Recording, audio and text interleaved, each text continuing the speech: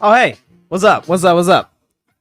Good evening, everybody, and welcome to Carving Up Live right here on Twitter, as well as the Carving It Up YouTube channel and the Grid Network YouTube channel. I am not Bryson Carver, at least for the time being. I am, as my man Grady Edwards once dubbed this look, Cheesehead Ozzy. With the cheese head, this does not belong to me, obviously. The shades, Cheesehead Ozzy's in the building to break down Packers Lions in just a moment. Obviously, I'll get into that game. A great game last night for a guy that picked the Lions to get to the NFC title game, and they just look better and better and better every week. Now, don't they? Gonna get into that in just a moment. Also, the Vol View will not be wearing a cheese head for the Vol View. At 6:30 Eastern, 3:30 Pacific, going to get into Tennessee's big-time matchup against the South Carolina Gamecocks at home in Neyland Stadium. It's a dark mode game, so we're wearing the black uniforms. Haven't done that many times in Tennessee history, but we tend to play well when we wear those. Looking forward to that. I'll predict that game and detail Tennessee's keys to a victory. Also, going to get into Colorado USC, the biggest, actually maybe not the biggest game, but certainly the most hyped up game of this weekend. It's prime time. It's the best player in college football. It's going to be outstanding. I actually, after thinking about it, after watching that game against Oregon, I think there's actually a lesser chance Colorado beats USC than Oregon, who I thought, as an all-around football team, might have been just a little bit better than USC. I'll get into that. And, of course, the end of today's show, Week 4 NFL predictions, including my upset of the week, if I were a betting man, and Bryson's Bleak bet. But first, I'll give my thoughts on the Green Bay Packers in just a moment, so let me take the shades off. Screw it. Let me take the cheese head off as well. Let me put my Steelers hat on, a team that actually is solid. So the Detroit Lions won last night, 34-20 over the Green Bay Packers at Lambeau Field. Looked outstanding in doing so. After Jared Goff's initial interception, third play of the game to Rudy Ford, in which the Packers settled for a field goal, he was magnificent throughout the night. His numbers wouldn't indicate it. He only threw for a little over 200 yards. Completion percentage is solid. He had a touchdown pass. QBR is pretty good of 61, 0-100. Passer rating, about 86, 87. So nothing to write home about, nothing to go crazy about. But Jared Goff was efficient. Jared Goff made big-time throws. Jared Goff made a tough throw to the kid, the tight end I really like that they have, Sam Laporta, made a tough throw to him down the middle of the field at one point in the game.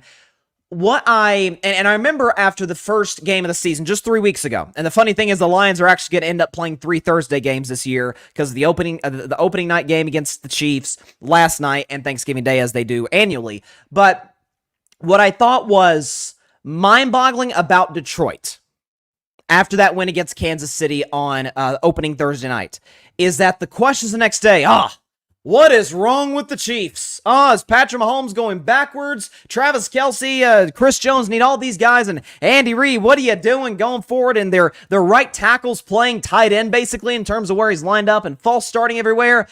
And my takeaway was, while all of those things are certainly true and absolutely contributed to Kansas City losing that, can we not give it just an ounce of credit to Detroit? An improved defense. Jared Goff didn't turn the ball over in that game. They ran the football effectively. And this is the big thing I said with the Detroit Lions. It's not just the fact that, for once again, the third game this season, they did what they tend to do under Dan Campbell. Kneecap. I had to bring that back out. I had to do it. What I love about this Detroit Lions team, folks, it's the very, very, very reason I had this team participating and playing in the NFC title game this year against the Dallas Cowboys. This is why. That offense last year, the offense you saw dominate Green Bay yesterday, just as good last year.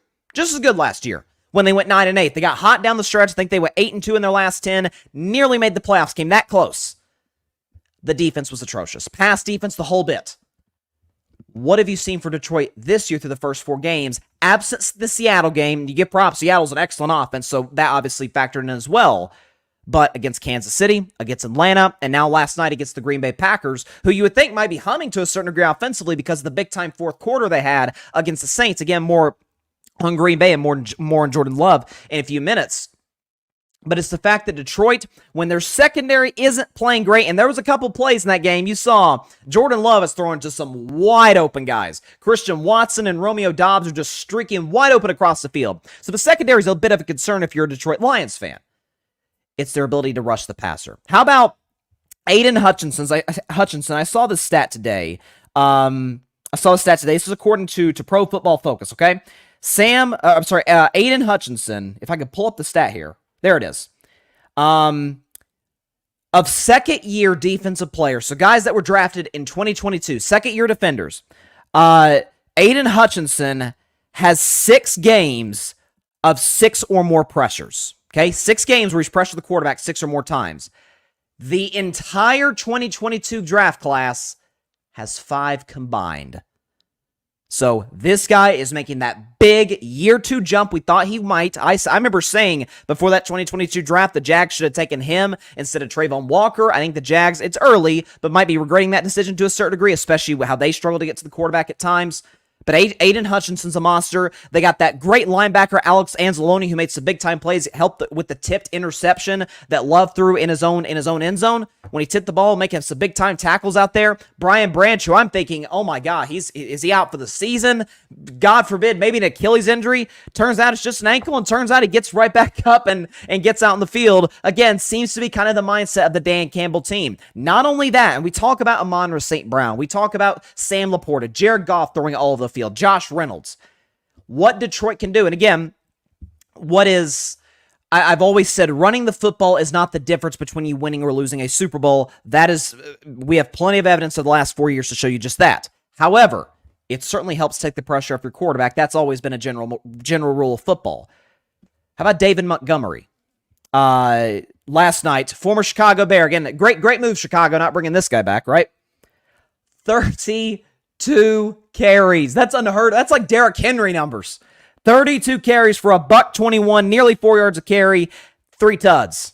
First win, by the way, of his career against the Green Bay Packers. God knows he wouldn't win no games with Chicago against Green Bay. We know how that ownership situation goes there, with Green Bay constantly beating Chicago twice a year. But here's the point, and here is, so often in professional sports, even sometimes in life, when somebody or something has been kind of a dud or kind of a laughing stock for so long, we kind of just overlook it, right? I mean, we think about, in recent years, I'll use example, my Tennessee Volunteers. Up until last year, we were one of the laughing stocks of college football. I say that as a Vols fan. Keep running through coaches. Recruiting isn't great. The big dogs in the SEC beat you up every year. Alabama, Florida, Georgia, teams like that, Auburn. And then you get the right coach, and then you get the right quarterback, and then you start recruiting. You've got the fan base. That kind of is set in stone. And you get that win over Alabama, and the whole outlook nationally for Tennessee instantly changes. And we view them, now obviously they're lower in the top 25 than you would like for them to be, certainly as I would like them to be as a Vols fan, but we view Tennessee as now a respectable program. From about 2008 to 2021, we were not quite that. That, to a far greater degree, is what the Detroit Lions are. In the last 60, I think the number is 65 years, they've won a single solitary playoff game. That was 1992, I believe it was, the 91 season, early 1992, when Barry Sanders led the Lions to a 38-6 win over the Dallas Cowboys right before their dynasty started. Last time that's happened. Detroit's run through coaches. They've had 2 all-time generational talent offensive players that only played 9 years. We felt like they probably could have or should have went longer than they did in Barry Sanders and in Megatron Calvin Johnson. We look at the San Francisco 49ers, this well-run organization. They draft well. They pick up free agents. They're well-coached. Historically, they have had success. They won 5 Super Bowls. We look at them as a contender. Philadelphia only has 1 Super Bowl, but it's historically been a well-run franchise. They've got good coaching, good quarterback play, excellent defense, excellent offensive line, good weapons. Great ownership group, phenomenal general manager. We view them as a contender. By the way, as we should, both of those teams. Even Dallas, who hasn't had the recent success, but they've got the 5 Super Bowls. Most honest people think Dak is at least a very good quarterback, albeit potentially a great quarterback. Mike McCarthy's won a Super Bowl. The defense is amazing. We understand how it is for Dallas. We view those teams as contenders, again, rightfully so. But then we just snub the Detroit Lions. Why? History. They don't have any Super Bowls. They have 1 playoff win in the Super Bowl era. Okay, was it Bobby Lane? It was the quarterback back in the day who kind of put the curse over the Lions, so to speak, when he left the organization. They haven't really recovered since in terms of playoff success. But it's a new day in Detroit. It's a new coach. It's a new quarterback. It's a new roster. It's a new front office. They know what they're doing. They have... Let me ask you this question. Again, when we talk about the contenders in the NFC, because that's what Detroit has to go through if they want to make a long playoff run. What does, sorry, let me rephrase it like this. What do San Francisco, Philadelphia, and Dallas have that Detroit does not? Detroit's got a top 10 quarterback. I think Goff, we can say that now. He's a top 10 quarterback. We're probably right at 10, but check his numbers from last year. Check this year. He's been good in the fourth. Actually, he's been excellent in the fourth quarter. He's been efficient, overwhelmingly doesn't turn the football over, takes shots down the field, can make elite NFL throws, and he has been doing it for a while now. They've got a top 10 guy. So does Dallas. So does Philly. I don't view Brock Purdy as a top 10 guy, but I like him way more than most. Detroit has an elite offensive line. I think it's better than Dallas's. I think it's better than San Francisco's. It's probably in that discussion with them and Philly. Penei Sewell is a unit at tackle. Monster up front. Taylor Decker's an excellent guard. Wide receiver weapons. They don't have the household names. Dallas has CeeDee Lamb, and the Eagles have A.J. Brown, and the Niners have either Brandon Ayuk, pick one, Brandon Ayuk or Deebo Samuel. But they got Amon-Ra St. Brown. And they've got Josh Reynolds. And they've got the kid coming back from the suspension, looks like early, Jamison Williams. We saw what he did in Alabama. If he comes even close to replicating that, he'll be a legit player in this league. Outside of San Francisco, Detroit has just as good a tight ends as Philly and Dallas do. You see what Sam Laporta's doing the first few games this season? He's been a top 10 tight end already coming in the NFL. He's better than whoever Dallas has, whether it's Ferguson or whoever they've got. Dallas Goedert, he's fine, like him. He's a product of the system that's in Philadelphia. Defense. And we look at, oh my gosh, San Francisco's is overwhelming, which it is. Dallas and Philly's kind of in that same class as well. But Detroit has elite playmakers in their secondary like Brian Branch. They've got great linebacking play, which I think it's better than Dallas and way better than Philadelphia. Their linebacking play, Alex Anzalone leading that group. And then defensive line, Niners, Cowboys out. Maybe they're not as good at stopping the run as the Philadelphia Eagles are, although they did a great job last night. But man, they can get to the quarterback. Again, the Packers, sure they were missing David Bakhtiari. Sure they were. But the Packers coming into this week, Pro Football Focus, knowing Bakhtiari was on IR. Detroit just continued to get to Jordan Love, continued to get to the quarterback, brought him to the ground. Got pressure on him. Aiden Hutchinson was everywhere last night. So again, I ask you, what do those teams have that Detroit does not? This is not just hype. This isn't just, again, by December, a lot of you people are going to be saying, you know what? Bryson might have been right about this. Yeah, let's go and hop on this Lions bandwagon. They're a contender. Y'all have been saying this since, April, when they dominated the NFL draft. And by the way, not to mention, they barely used Jahmyr Gibbs. And you see Lions fans on Twitter like, man, guys, let's use Jahmyr Gibbs. They will eventually. I promise you that Ben Johnson's a smart OC. They will eventually. That's something else. Detroit has a smart coaching staff, offensively and defensively, and their head coach has their team ready to go and is solid and situational, situationally in these games. So yes, Detroit is absolutely, unequivocally a contender in the NFC, which is not quite as weak as maybe I had initially thought coming into this year, albeit we're not even a month into the season. Yeah, I understand that. But again, they've got all the pieces to potentially go on a run. It's why I have them playing in the NFC title game. This is not just an excellent football team, this is a great football team. This is a top 8 football team at worst case scenario. That's not to say they're better than the Dolphins or the Niners. They're not better than the Niners, but probably not better than Dallas. But can they compete with those teams? Can they beat those teams in the playoffs? 100%. And I think they continue to exhibit that week in and week out. I said coming into last night's game when I predicted Detroit to win, all of the Vegas Sharps, they were all over Green Bay. Listen, even the best get it wrong. It's fine. It happens. But I said about Detroit coming into last night, I said, I was almost more impressed by the win against Atlanta on Sunday than I was most of their wins going back to last season, when they were beating teams via shootout, 38-35, stuff like that. Yes, Atlanta's an unbelievably limited at quarterback. Desmond Ridder's not the guy. They're going to draft a quarterback in 2024. They've got Kyle Pitts, they've got Drake London, and they've got Bijan Robinson, and they've got a good O-line, which Detroit dominated. Held them to 6. It's a new day in Detroit, Lions fans. Get ready. Get pumped. I mean, did you see all those Lions fans taking over Lambeau? How cool was that? That was really awesome. So, congrats to the Detroit Lions. Great win last night. And ladies and gentlemen, that is one 1,000% a Super Bowl contender, and I've been telling y'all that since the offseason. It's great that America's finally getting to see it. For the record, Detroit at 3-1 now leads the NFC North. They've got Carolina next week. We'd have to, I think it's fair to say they'll be favored in that game. They've got at Tampa after that. Again, I'm looking at Detroit's schedule. I had them at 12-5 coming into the season. I think 13-4 is realistic. I really do. I mean, the only dicey game, listen, this is not college football where, an Alabama plays Cornbread Tech and they win by 50 and they're favored by 45 in the game.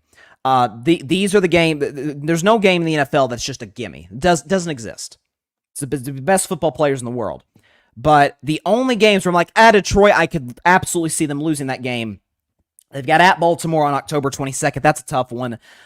They've got, who else? At the Saints is always that's a tough place to play. At Dallas, second to last week of the season.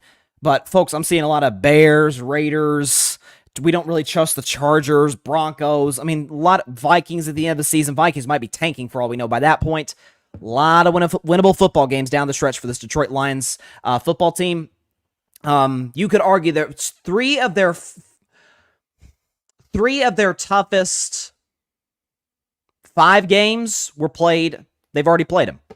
I mean, you talk about at Kansas City. That's about as tough as it gets. Now, Kansas City, didn't have Kelsey, didn't have Chris Jones. We understand that, but that's a tough place to go win, and they did. Home against Seattle. Now, I guess that's a home game. Seattle, we don't view them as like this contender in the NFC, but we see what Seattle's been doing offensively the last couple of weeks. Seattle looks excellent on that side, and they're always, under Pete Carroll, seem to be pretty solid defensively. And then last night at Lambeau. Now, they won at Lambeau last year famously because Aaron Rodgers, that was his last game as a Packer last year. If the Packers had won that game last year, they'd have been in the playoffs instead of Seattle. Detroit, with nothing to play for, beat them. In the cold, in Lambeau. I mean, that to me, that game to me, folks, before I get to the Packers, it might have been the game where the Lions' culture kind of shifted. We knew that first year under Dan Campbell, they only won 3 games. They had the second pick in the draft. They played hard, but we see a lot of bad teams. They play hard. Props to them. That's give all the love to them in that regard. But at the end of the day, it's all about winning the NFL. You keep your job if you win, you're successful in the playoffs, etc., and you draft well, of course, if you're a general manager. But you go into last year, they're 1-6, they're great offensively, but they can't stop anybody defensively. They go on this run 8 and they're 7-2 going into that last game. They come into that day where they need to win and Seattle needs to lose for them to make the playoffs. The problem was Seattle's game was before Detroit's game, so Detroit knew coming into that game whether their season was over or whether they were a win away. Well, Seattle beat the LA Rams. I think it was a walk-off field goal, if I'm not mistaken. So Detroit, minutes, like a half hour before that game against Green Bay, knew this is our last game of the season. We cannot make the playoffs. We mathematically are eliminated. And they still went out there, played their you-know-what's off, and beat Aaron Rodgers in his final game at Lambeau. When everybody, even myself included, thought the Packers, okay, they're on this roll, they're going to win. Nope. And then you had Jamal Williams, who's now with the New Orleans Saints, had that funny interview after the game where he's crying 1 second and then he's like beating his chest the next. It was kind of funny. So props to Detroit Lions. I think that's where the culture really kind of shifted. So I don't think at this point any success that they have should be a surprise to us. I really don't. If you can go on the road in Kansas City and win, you can go on the road once again to Lambeau and win. They're in great shape, I'm telling you. Folks out there might think, well, what are you doing with the Steelers hat on? You might as well be a Lions fan. Well, listen, like I said, sometimes I got to admit when I'm wrong. Did so on Monday. By the way, can I just say, before I get into Jordan Love, evolve you in about 10 minutes, I just got to say this. I have, and I'm not the only one who's referred to them as this group as this, but I've called the Tua Tagovailoa fans TuaNon, which is obviously in reference to the conspiracy group QAnon. And because I'm like, God, I don't know what you see in this guy. And then on Monday, I'm like, okay, I can't fight it anymore. Like he gets better every year. The response by Dolphins fans who come at me for years, check old videos on Carving Up Live, they've been at me for a while. Overwhelming. There's a couple, it's like, stay on the side. It's like, well, no, I want to be objective. I want to be honest. Overwhelmingly, though, the response from Dolphins fans has been awesome, and I should not be surprised in the slightest by it. Because y'all know, I've been a big, last year when nobody believed in the Miami Heat, I believed in the Miami Heat. I said back in February they could make the finals. They ended up making the finals. And it's a great city, great people, great fan base. And overwhelmingly, Dolphins fans were really chill about it. They're like, hey, listen, we all make mistakes. At least you're not just standing there, just going to stand on this rock. Even though I'm wrong, I'm going to stay here. No, there's nothing wrong with admitting you're wrong. Nothing wrong with that whatsoever. So hats off to Dolphins fans. And I refuse to call you to and on from this day forward, okay? I will never say that word again on air and Carving Up Live. I apologize, Dolphins fans. Barry Grant Jr. with the comments. And Barry's, by the way, got a live show tonight at 9 Eastern, 6 Pacific here. I don't know if we're on if it's on the grid, Barry. You feel free to be in the comments and tell the folks where that's at. But definitely on his YouTube channel, he's got a live show, which he usually doesn't do that, but he's got a live show at 9 Eastern, 6 Pacific, so that should be fun. But Barry's in the comments. He says, Jordan Love, not good. And that transitions me perfectly. Thank you, Barry. Thank you so much. That transitions me perfectly into Cheesehead Ozzy mode. And I didn't come up with that, by the way. That was my buddy Grady Edwards who came up with this character, so to speak. So, to restate the score of the other night, the Green Bay Packers lost the game to the mighty Detroit Lions, the Fighting Dan Campbells, the Kneecap Biters, 34-20. And as Barry's comment said, quite simply, Jordan Love was, how do I put this? Well, he was awful. 23 of 36. Not a terrible completion percentage. 246. It's fine. Touchdown. He's Christian Watson was wide open the play, but he's 2 picks. One of them was awful in the second half. Passer rating of 69.9, and it gets worse, folks. A QBR is 0 to 100. Now, for those of you who don't know, QBR is not like passer rating. It doesn't just take into account straight up results. Was the pass completed? Was it not? No. It's, well, should it have been completed? Was there like a tip ball? Was the interception your fault? It takes into account your legs. If you run the football, like if you get outside the pocket, it takes all of those things into account. Jordan Love, QBR from 0 to 100. 7. And if I'm a Packers fan, which is Cheesehead Ozzy, I am, very passionate about my Packers. As a Packers fan, I would be mighty concerned about your quarterback. The days of old A-Rod, and certainly the days of Brett Favre, was long gone. First of all, it's not normal to pass off from first ballot Hall of Fame quarterback directly to first ballot Hall of Fame quarterback, so God knows it's not going to happen 3 times in a row. But Jordan Love, remember that first game against the Chicago Bears? Played really well. Jordan Love, what was his numbers? I know he threw 3 touchdown passes. Yeah, passer rating was the highest of week 1. Played great. Looked really good against, the worst defense of football. But I gave props to him the next day. I'm like, it looks good. It's the worst defense of football, but it's a start. You can build off of that. Week 2 against the Atlanta Falcons, who have a good defense. Yeah, Jordan Love looked good through 3 quarters. And in the 4th quarter, Green Bay, forget score, they did not get a first down. Matter of fact, there was a play where Jordan Love was under center for a quarterback sneak, and he ran the quarterback sneak. Here's the issue. The ball was not in his hands.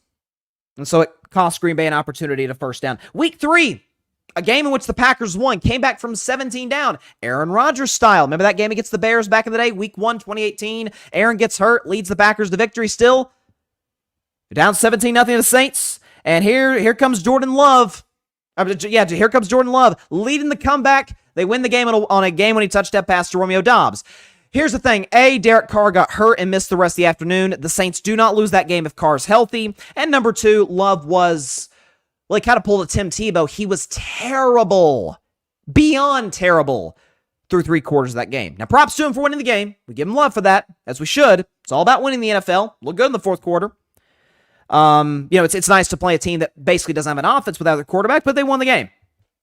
And then last night, on a short week, nonetheless, as the film starts to build and guys get more tape on Jordan Love. Notice, week 1, Jordan Love's awesome. Week 2, really good, just bad in the 4th quarter. Week 3, awful through 3, excellent in the 4th. Last night, terrible throughout. Sure, he had a couple cute drives in the 3rd quarter that were nice and made the game somewhat interesting and maybe made a couple bettors nervous. but they were never going to win that football game down 27-3. But most quarterbacks aren't. Jordan Love, who helped put his team in that hole, absolutely was not.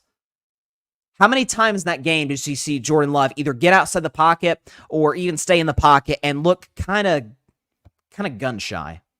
Kind of hesitate, double pump, tap the ball a little bit. Maybe he's going to throw out of bounds. No, pull it back down. For a guy, and folks say, he's making his first starts of the year. He's also in his 4th year in the National Football League. If you remember Aaron Rodgers' first year as a starter, it was back in, I think it was 08. It was 08. 2008 with the Green Bay Packers. They went 6-10. Were not successful in terms of wins, but you saw some flashes from Aaron Rodgers like, oh, okay, if this kid taps in his full potential, he could be something special. And something special is understatement for Aaron Rodgers, who I've never even been an Aaron guy, but even I can admit, yeah, he's obviously one of the 10 best to ever do it, and he's a first ballot Hall of Famer. For Jordan Love, however, it's quite different. And for Matt LaFleur, it is very different. It's a nice luxury to have when your offensive line is amazing, which I still think Green Bay's offensive line is really good. I'm not going to judge it just based off last night. Even without Bakhtiari, that's a really good offensive line. You got the running game, Aaron Jones, A.J. Dillon. It's great. You can run they didn't run the football effectively last night because because they were playing a great Detroit Lions defensive line. So be that as it may, wouldn't we agree the weakness of the Detroit Lions is their secondary? Right?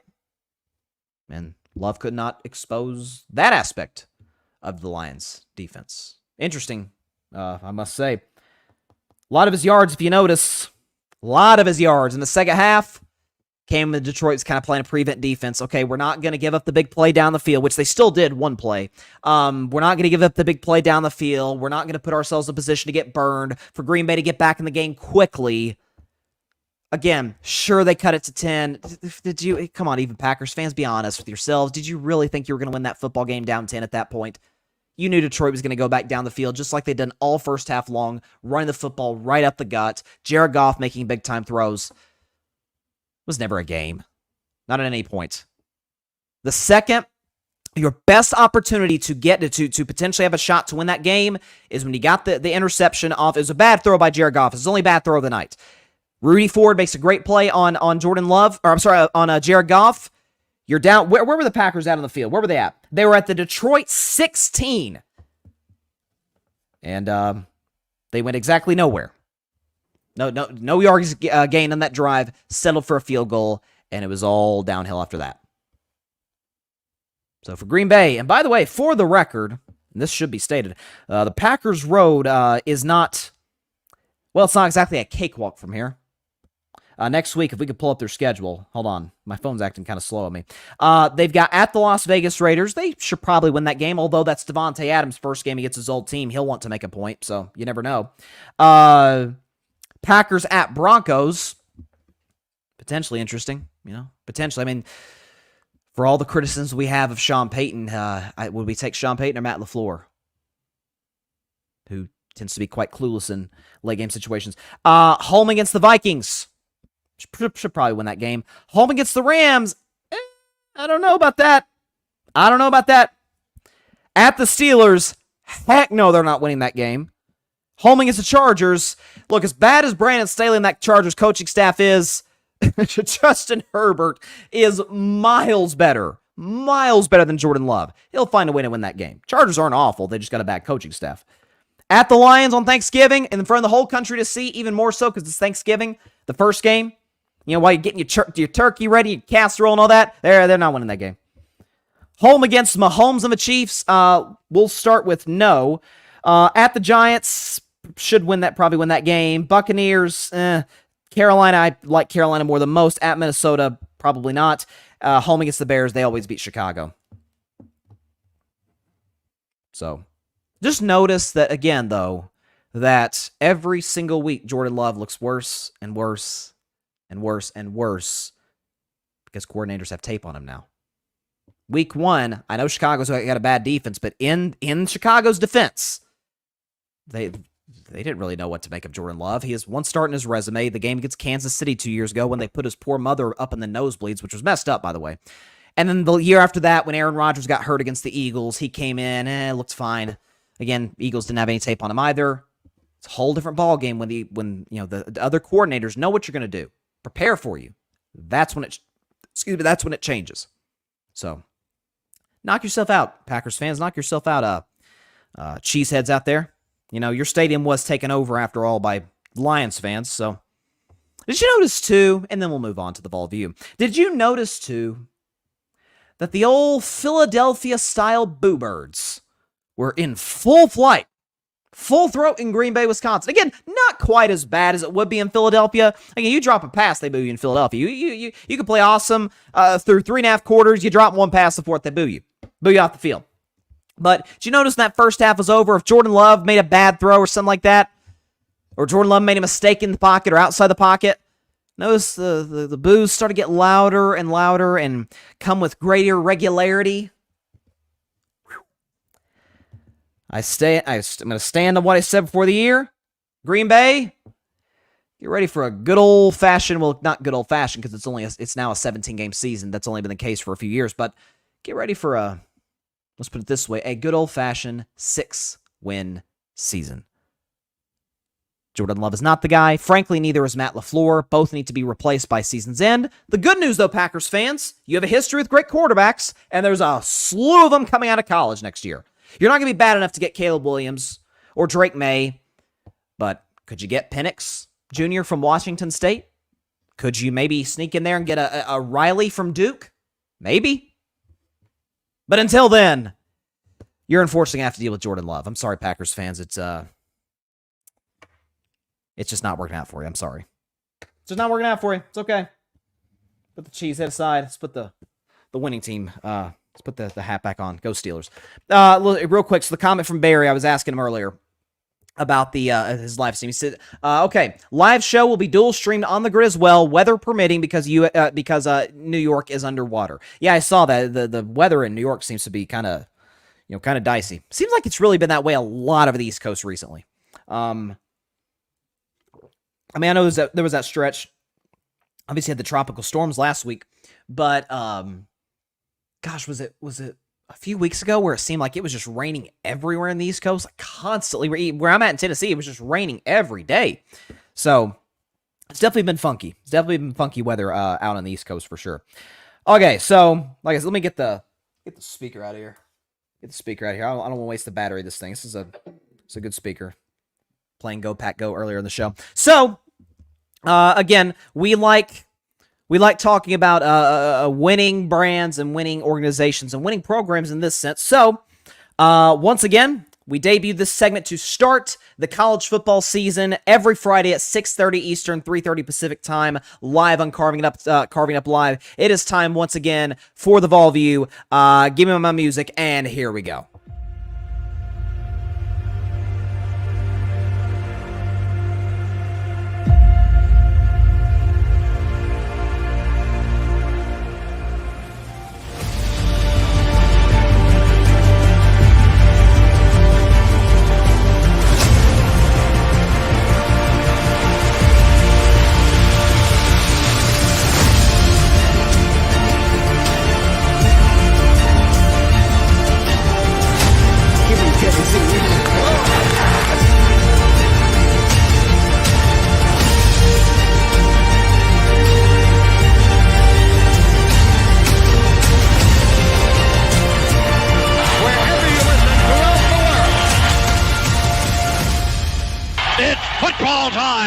In Tennessee. Here we go. It is once again time for the Vol View live here on Carving It Up, and this is a big matchup for Tennessee. Maybe it's going to be looked at as this huge marquee matchup in college football, understandably so. Again, I'll get to Colorado and USC a little later, and Utah, Oregon State happen to play tonight. So big matchups in college football, there's no question about it. But certainly one of the bigger matchups in the Southeastern Conference involves the South Carolina Gamecocks and my Tennessee Volunteers. My 21st ranked Tennessee Volunteers, we picked up a big-time win, bounce-back win last week against UTSA, 45-14. We did cover, by the way, in that football game, as I thought we would. Joe Milton looked far more comfortable. Again, I talked about last week in the Vol View, a concern I had for Joe was there was a stat that came out by, I think it was Ryan McChrystal. I want to give the guy credit who put this out, saying that among FBS quarterbacks, Joe Milton was the worst against pressure. Now, that is something that hopefully for Tennessee will be corrected because the fact that you potentially could have your star center, Cooper Mays, coming back pretty soon, potentially tomorrow night against South Carolina. But Joe Milton looked good. He actually injured his knee at one point in the game, but Joe Milton looked very comfortable. Ran for how long was the touchdown ran for? First play of the game, folks. Joe Milton ran 81 yards to the house on a touchdown run. It was a beautiful ball fake.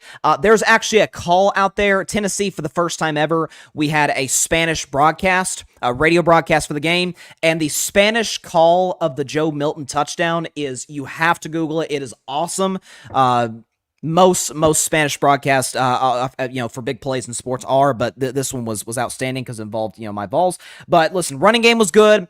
We took more shots down the field, and that's something that Coach Heupel was on the radio the other day in Knoxville talking about. Josh Heupel, head coach of the Vols, was that he wants to see bigger plays in the pass game. Like if you watch Tennessee, if you're just the average college football fan, you turn on a Tennessee football game, you say, okay, they run the ball well. They got Jabari Small, they got Jalen Wright, they've got this young kid, Dylan Sampson, who's coming. He's not going to get a ton of carries this year, but in the future, this guy's going to be the bell cow to a certain extent for them. Josh Heupel's offense is predicated in a large way off of running the football effectively. But you see that in terms of the passing game, sometimes the check down from time to time, they run a ton, probably more than anybody in the country, a ton of screens outside the numbers where you have two receivers wide to the right and wide to the left. You throw it to one, the other guy is the blocker. It's a very effective play for Tennessee, and it keeps the defense honest. So that, and Tennessee hasn't done this much, they did a little bit last week, but you'd expect to see it this week against South Carolina tomorrow night under the lights in Neyland, is the downfield shots because the defense has to maybe load the box to a certain degree, stop the run. That's going to be, to me, the key for Tennessee, is the fact that South Carolina's defensive line is among the best in the SEC. If y'all saw that game in which they played Georgia, the South Carolina Gamecocks played Georgia, number one team in the country for the record, in Athens. First of all, they only held the Dogs to 24 points, but also, and listen, this stuff matters. They got multiple pressures on Georgia's quarterback, Carson Beck. Here's the issue though for the Gamecocks, and where I think Tennessee has a massive advantage.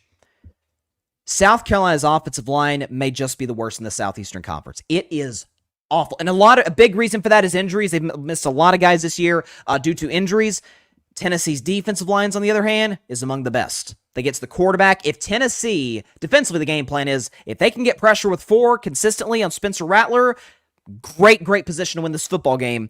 Because, and listen, this is why I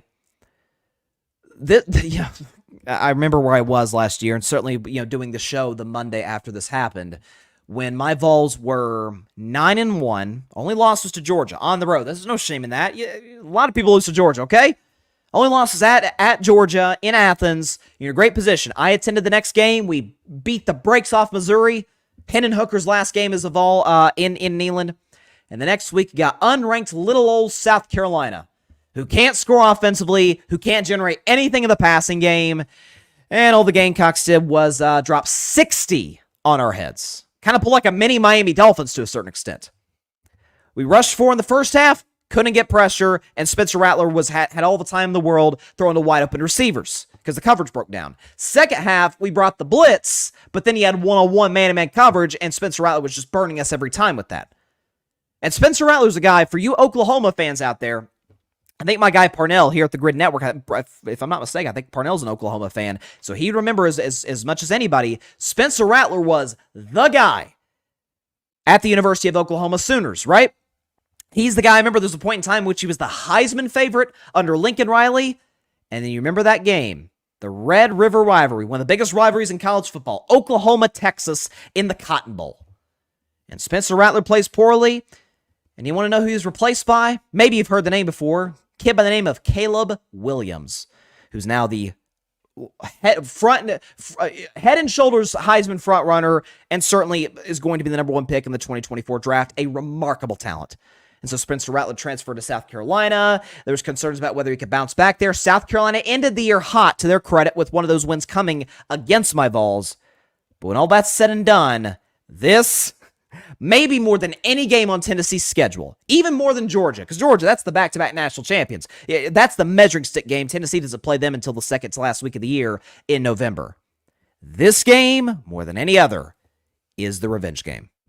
Given what South Carolina did to us last year and that loss, not only did we lose a shot at the college football playoff, not only did our hopes for that get dashed to a certain extent, and it wasn't like it was a dirty play. It was actually a non-contact injury. But our quarterback at the time, Hendon Hooker, Hendo Cinco, my guy, went down with an ACL tear in that football game. So that stadium was like the house of horrors for my Vols. The good news is, it's in Neyland Stadium. Even better news, it's a night game. Even better news than that, as you can tell by my hoodie, for those of the podcast audience listening, the Vols, as they would call it, are going to go dark mode. Black helmets, black uniforms, orange letters, just all black basically, gloves, cleats, the whole bit. It's revenge time. And this is an opportunity with the uniforms that we're wearing to kind of, to a certain extent, maybe attend South Carolina's funeral the same way they wore black last year, which in fairness, that's, they wear those uniforms a lot. What they did to us last year. They wore black to our funeral. Now it's time for us to wear black to theirs. So with that said, I know the line is Tennessee. What's the line? Tennessee minus 11.5. I think it was 1 point, 12.5. I would actually take the Gamecocks to cover tentatively, just because South Carolina is a weird team. When they're at their best, again, they did score 60 on my Vols last year. They held the Georgia Bulldogs, the back-to-back defending champs, to a field goal in the first half in Athens, and even in the second half, albeit it was a rainstorm. In the second half, Georgia was good offensively, not special. So South Carolina at their peaks, they're a problem, and that defensive line especially is a problem. They produce a lot of NFL defensive linemen there, most notably Jadeveon Clowney. When it's all said and done, I think Bazooka Joe, as we call him in Tennessee, outduels Spencer Rattler. Give me my Vols to win this game 38-28 in somewhat of a high-scoring affair. 38-28, my Vols win over the South Carolina Gamecocks. We get revenge from last year, and we put ourselves in a position where, again, we're 21st ranked in the country now as we sit here today, but a position to potentially maybe get a little higher. Again, there's some teams above us. Oregon State, I think they're going to lose tonight to Utah. I love Utah. So we jump Oregon State potentially, Some teams above us that could lose as well. So needless to say, I feel pretty good about my Vols tomorrow against South Carolina. Going to be very fun. Going to be a very, very fun matchup, no question about it. And let me tell you something, y'all. If you've never watched, if there's any chance you never even watched or may have never paid attention to a Vol game on television, I implore you, at 7:30 Eastern, or wherever you're at in the country, but 7:30 Eastern here on the East Coast, tune into the SEC Network at 7:30 Eastern on the dot, maybe a little bit before, maybe 7:20, 7:28, and tune in and just listen. Just turn your volume up and listen to that stadium. As the late great John Ward, God rest his soul, the former voice of the Vols, heck, the all-time voice of the Vols.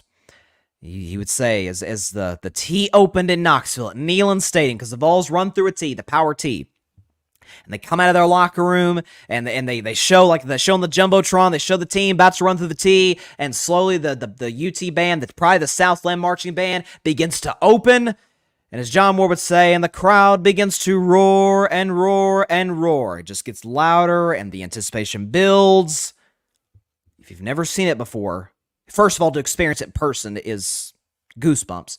But if you can experience it on television, just turn away from the game you're watching just for a moment. Even if you're not even going to watch the game, which I certainly hope you do. But even if you don't, just turn on the television and just experience that. It is unlike anything that you'll see, not just in college football or even in college sports, but in sports as a whole. Once again, put the final score up. Give me my Tennessee Vols over the South Carolina Gamecocks. We get revenge this year, folks. 38-28. We don't cover the spread because this is a rivalry game. These games tend to be funny in the SEC, so I'm gonna take South Carolina the points, but give me the Vols to win outright by double digits, 38-20. I think our offense is starting to maybe catch a little bit of a rhythm. Not fire, not the same fire we had last year where we were basically unstoppable, out here dropping 50 on a Nick Saban coach defense, but certainly starting to gain more. Joe Milton seems to be more comfortable. We're getting healthier on the offensive line. We're going to start taking more shots down the field. The running game all season long has been excellent. So those out there who were calling for Josh Heupel's job, which was wild after the loss to Florida 2 weeks ago,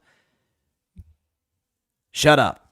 Okay, shut up. We're going to get this win tomorrow. Get South Carolina, get to 4-1, continue, keep rising up the ranks in college football. And the beauty of it is, we get the win, and we go into the bye week. Go into the bye week. Get a week off after this W. Oh boy, Parnell's in the comments. Parnell, by the way, did a show this morning, Commanders Demand podcast. Check that out in the grid. Parnell, imagine Bryson losing his mind if Tennessee lost to South Carolina for another year. I would be... Listen, I was pissed when we lost to Florida on 2 weeks ago in the swamp. But basically, the way I kind of reacted to it was, you know what? We can't win there. We can't. Again, since 1977, listen to this stat. My Vols have won twice in the swamp since 1977. Think about that. Jimmy Carter, by the way, happy birthday to President Jimmy Carter. God bless you, sir. 99 years old. Great man. But anyways, since he was president, we won twice there in the swamp. It's unbelievable. So that's sort of how I sort of compartmentalize that.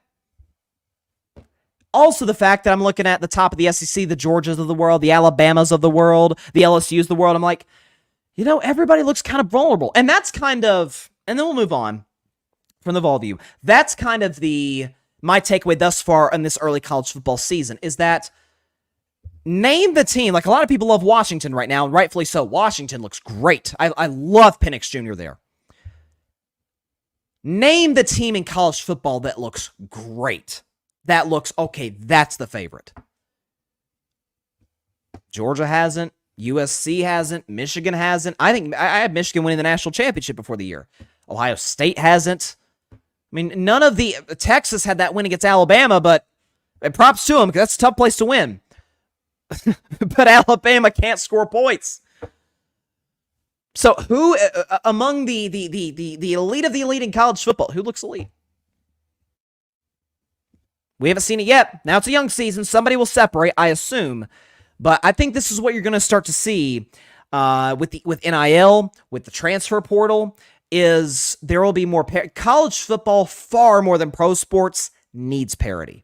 Now they need your cream of the crops, your Alabamas, your powerhouse, your Georgias. But college football, more than any sport, does need parity. And I'm not even a parity fan. College football needs it.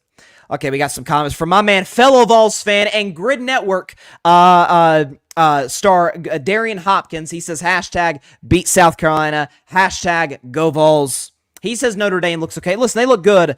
It'd be nice if they had more than 10 players in the field against Ohio State in that last play. But listen, they're well coached. I like their head coach.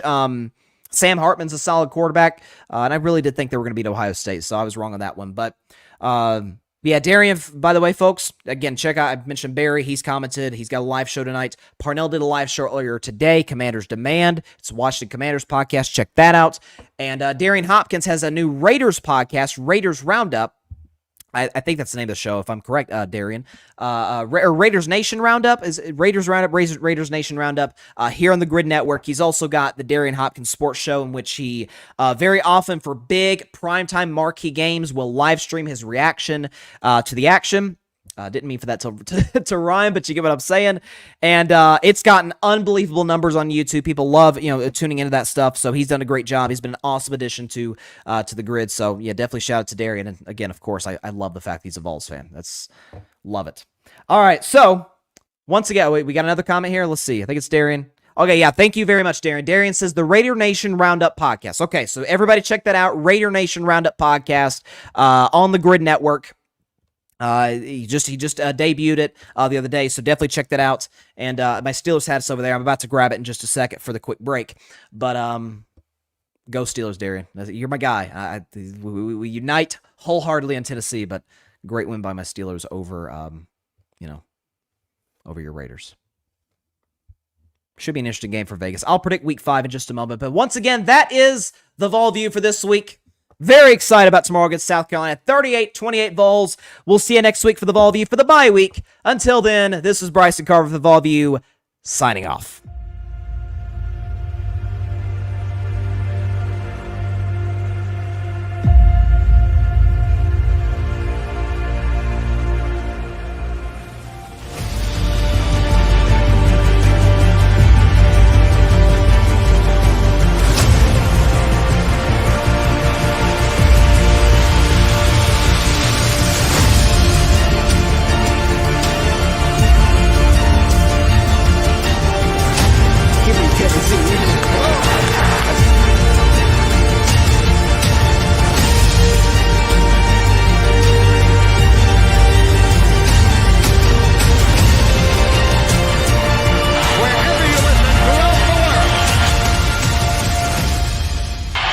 football time in Tennessee.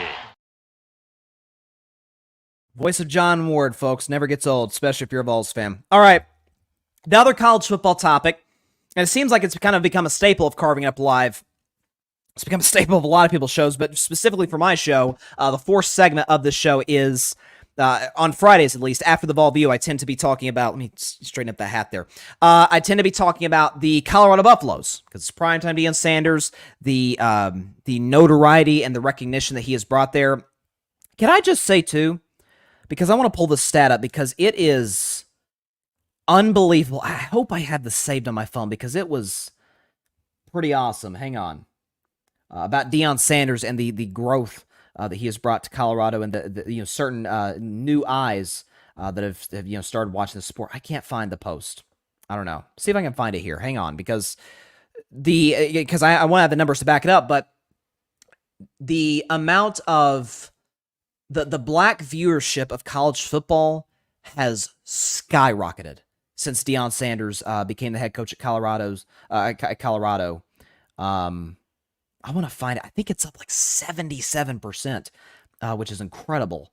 I can't find the stat. I don't know why. I cannot find the stat, but I saw the other day the black viewership of college football is up like 77% for Colorado. Also, too, so Deion's brought some very notable people to watch these Colorado games live. Here's the celebrity guest list, and keep in mind they're playing USC, which we know USC, Southern California, it's Hollywood, it's the land of the movie stars to a certain extent. The game is in Boulder. It's not at USC. It's not at the Coliseum. It's in Boulder. Okay. Here's who's going to be attending this game. There's a chance you may have heard of these people before. Okay. Some guy named LeBron James.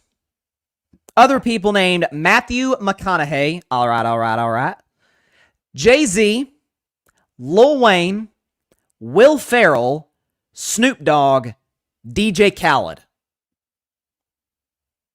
If you'd have told me, just tell me that, okay, USC's playing in the game, I'd have thought, okay, this is like a primetime game at the Coliseum. They're playing like Ohio State or somebody. No. Little Boulder, Colorado is bringing in these names to see Colorado. I mean, The Rock was there a couple weeks ago. I mean, it's incredible what Deion has done for college football and done for the recognition of it. It's amazing. I think that Colorado State game, which for the record on the East Coast kicked off at 10 o'clock, okay, and ended after 2 in the morning, was the highest streamed game in the history of ESPN. It is amazing what Deion has done at Colorado. And not to forget just notoriety, Deion's a darn good coach. What he did at Jackson State, the culture shift that he's had here at Colorado, getting that win at TCU to kind of kick this thing off. Recruiting is just going to be nuts for Colorado for the next, for the coming years. And you heard primetime after they lost badly to Oregon this past Saturday. And with Dan Lanning had the comment, we do this for wins, they do it for clicks, something like that. And Deion said, okay, like, get me now. Now's the time to get me because I'm going to come back. I'm going to have a better team. And what he means more than anything, I think, is better offensive line, better defensive line. Colorado gets absolutely annihilated in the trenches. That's the weakness of their team. As for this game, though, because they got USC, the game happens to kick off at 10 a.m. Boulder time, Mountain Standard Time, at noon here on the East Coast. It's going to be the big game on Fox. Gus Johnson, the great Gus Johnson, on the call. Joel Clapp, Jenny Taft, the whole crew is going to be over there. Again, all the celebrities I mentioned. USC is a 21.5 point favorite on the road. We know the home team tends to get 3 points. Here's the thing. Now, they're giving USC almost a 90% chance to win this football game. If you would have asked me 2 weeks ago, because this is where we saw it, okay, Colorado's got the tough game against TCU, but then they got Nebraska, who they should beat, then they got Colorado State, who they should beat, and they took care of business there. And this was the part of the schedule, at least the beginning of the schedule, we're like, oh man, that's a brutal stretch for Colorado. Is at Oregon and then home against USC. Those were like the first two kind of big test games for the Buffaloes. If you would have asked me 2 weeks ago, what games do the Colorado Buffs have a better chance of winning, Oregon or USC? I'd have said USC. Oregon's a tough place to win. Oregon's great up front. Oregon's got an excellent quarterback in Bo Nix. They're well coached. It's a tough environment to play. It's a very loud stadium. And that's a big national TV game. That's a lot in year one for Deion and that team to go up there and win. But my takeaway was, hey, USC's unstoppable on offense, and they can't guard me on defense. Their defense is horrendously bad. I actually feel like USC's going to win, forget the final score, more convincingly than Oregon did last week, and here's why. First of all, I thought USC would at least keep it competitive against Oregon. They did not. Now, that's not even a knock on Colorado. That's just Oregon's really good. Where's Oregon ranked today? Okay, they were 10th last week. The Oregon Ducks are ranked 9th going to their game at Stanford, which they'll win easily. But we knew Oregon was better, but I actually plunged and picked Colorado to win, and plunged I did. That was not my best moment. But as great as Shedeur Sanders is, first of all, of course, he's not Caleb Williams. Caleb Williams is a generational talent at quarterback. I truly believe that. But the gap in USC's offensive line and Colorado's offensive line, it's night and day. As bad as USC's defense is, they're solid in the front seven. It's the back end where they're atrocious. I don't know who, not to call for anybody's job, but I don't know who the secondary coach is at USC. And Alex Grinch is the defensive coordinator. He's been pretty bad, teamed up with Lincoln Riley back to the days of Oklahoma. So Lincoln Riley defenses tend to be pretty bad. But point is, there's no Travis Hunter, and we saw the impact that had on both sides of the football. And something, too, we know how great Caleb Williams is. USC's got this kid. If you haven't heard of him, you probably will tomorrow afternoon. Marshawn Lloyd. Not Marshawn Lynch, Marshawn Lloyd, okay? He's got 39 carries for 349, okay? That averages out to, this is unbelievable. Marshawn Lloyd averages 9 yards a carry. USC struggled to stop Oregon's run game. Oregon has a really good run game for the record. 9 yards a carry against the weakness of Colorado, which is their defensive line. Colorado's defensive line is not good. By any stretch, by any measurable, they're not. They'll get better. Deion will recruit. Deion will go to the transfer portal. They'll be better in the future. Right now, they're bad. Both Colorado's offensive and defensive lines are terrible. Shedeur, I feel like once again, maybe not quite as much as he was against Oregon. I think he's going to be running for his life to a certain degree. Not only that, it's not just that USC's offense is incredibly good and Caleb Williams is otherworldly great. USC, if I could pull up the stat here, USC this season offensively, and Caleb doesn't even play the fourth quarters of most of these games, averages 569 yards on average offensively. Colorado gives up 475. That's a bad combo. In order to beat USC, first of all, they're going to have to protect Shedeur Sanders. They're going to have to. Again, Shedeur's great at making throws outside the pocket and is great in the pocket. But the reason he's had to make so many throws out of the pocket is because he's been under pressure so much. I mean, even Colorado State, for crying out loud, is getting pressure on him consistently. Like, guys, come on. But we forget sometimes, as many reinforcements as Deion brought to Colorado, there's a lot of guys still in this team that went 1-11 last year, and Colorado might have been the worst team in the FBS. In all Division I college football, potentially. They still have some of those guys still there. Not to take shots, but they still have some of those guys still there. Deion's going to bring reinforcements, obviously. In order to somehow win this game, they're going to have to keep a clean pocket consistently, and Colorado will have to score almost every time. No. They will have to score every time they touch the football. Every time. With most of them being touchdowns. You could have a field goal baked in there here and there. They will have to be... What's the Denzel Washington quote from Remember the Titans? We will be perfect. Where he's talking to his team. Colorado will have to be perfect offensively to win this game. And as good as they are, as great as Shedeur is, as great as Deion is as a head coach, they can't do that. Even against this USC defense. They'll score points. It'll be competitive-ish through about the first quarter and a half, through the first half in general. USC might hang 60 on Colorado's defense. It's Shiloh's dealing with injury. Shiloh Sanders, Deion's oldest son. Travis Hunter's out. I mean, they are reeling defensively, especially coming off of last week. Now, again, part of the thing with Colorado is, and this is what's great about Deion. This is what's great about any coach. When you get embarrassed and humiliated on national television, you tend to come back next week and play much better. I think Colorado will. I mean, it's hard for them to play much worse. And there are areas where Oregon is better from a physicality standpoint than the Trojans are. I don't see an avenue in which they make USC's offense look average. Maybe even slightly above average. So if I didn't even put a final score graphic for this game, I'm so confident this will happen. And I'm not even pulling again. I love Colorado. You guys know I love Deion, but defended him the whole time. I'm going to go 63. I'm dead serious when I say this. 63-28. Like, I think Colorado will put up points because USC's defense is terrible. 63-28. By the way, Colorado's got good receivers, too. They've got Weaver. They've got a Horn Jr., the son of the former Saints receiver. Mike Guido's in the comments. Mike Guido, big college football guy.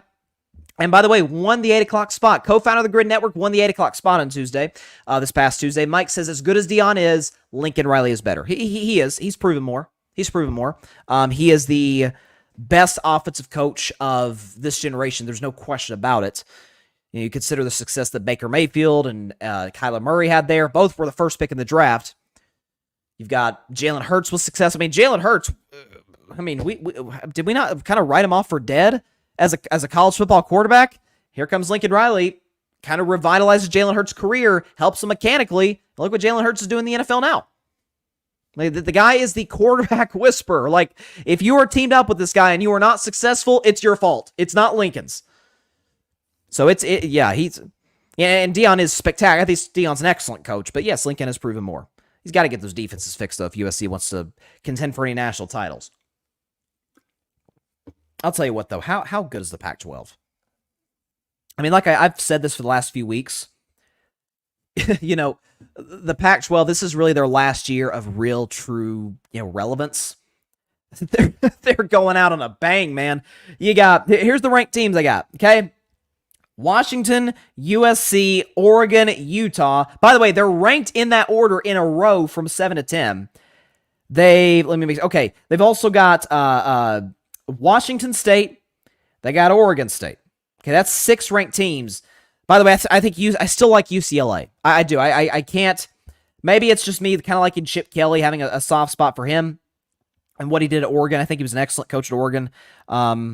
But I still like UCLA. I know they lost, only scored 7 points against Utah, but Utah has a really, really good defense in their defense. Didn't mean to have a play on words there, but you get what I'm saying. Pac-12 is really good. Now, the SEC, which, as we say in the SEC, it just means more, has appeared to make a little mini comeback. Florida's in the top 25 via a win against us, so I don't love that. But Florida's in the top 25. Missouri is in the top 25 after a big-time win against Kansas State. So, yeah, that's... Again, then we'll move back to the NFL. Name the great team in college football. I don't think there is one. I really don't. Washington looks great. Georgia, we kind of figure when Georgia plays those big games, we're going to kind of turn it on. They're just kind of sleepwalking at this point. They're in cruise control until they face the Tennessees and face the Floridas and the Missouris, which 2 of those 3 teams can't compete physically at all with Georgia. So I don't think there's a great team in college. Right now, there's not. At least I haven't seen it through 4 weeks, but maybe week 5 somebody will show up and stand out. Okay, so I had a rough week 4 predicting it. I mean, rough. We only went 8-8. That's my second 8-8 week thus far in the season predicting games, and I'm tracking my record against the spread. My record's solid against the spread thus far this season, but I'll show it at some point. Maybe mid-season I'll show my total record. It's not because I'm embarrassed of it, but maybe that factors in some, if we're being honest. Whatever. But I'm 1-0. I tend to get the Thursday night games right. I'm always good in the Thursday games. But got it right. Took Detroit to cover them. So 1-0 to start week 4. Really need a bounce back week. Need the kind of my breakthrough. I'm kind of like that great team in college football we're all looking for. Just need a breakthrough. Need that opportunity to kind of show how good I can be at my best. So we can get the background music going right here for my week 4 NFL predictions right now. We will start we will start with the first overseas game of the NFL season in London. It is the Atlanta Falcons with featuring the Atlanta Falcons going up against London's own, to a certain extent. It feels like they're London's own at this point, the Jacksonville Jaguars. Jacksonville is a 3-point favorite in this game. It's a neutral site, but I'd say listen, the Jags play every year in London, so I'd say we'll probably have some Jags fans to a certain extent. Again, Jacksonville favor -3.5. The game kicks off at about 9:30 a.m. Eastern on ESPN+. So, for Jacksonville, listen, this is a team that is, at least through the first 3 weeks, not near as good as I thought it was. Certainly defensively, I thought the defense, just because they were young, kind of inexperienced, would slowly kind of get better, and they still can. We got a long NFL season. There's another 14 games, including Sunday, to go.